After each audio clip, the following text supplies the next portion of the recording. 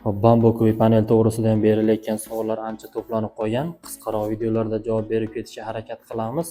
Xarakteristikasi, undan tashqari montaji to'g'risida bizdagi varianti balandligi 320, qalinligi 8 mm, eniga 30, 60, 90, 120 santimetrliklari bor.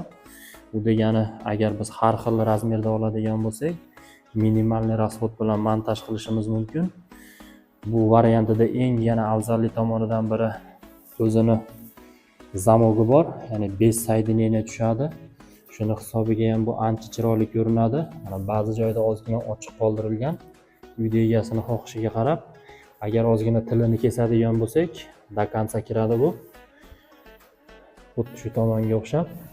Ya'ni buni qayerdan olishlikni ham ko'pchilik so'ragan. Shaxsan o'zim O'shdan ham, Bishkekdan ham topa olmadim. Bilganlar bo'lsa yozib qo'yishligi mumkin. Bizdagi panellarda hammasi Xitoyda o'zidan keltirilgan, pod zakaz.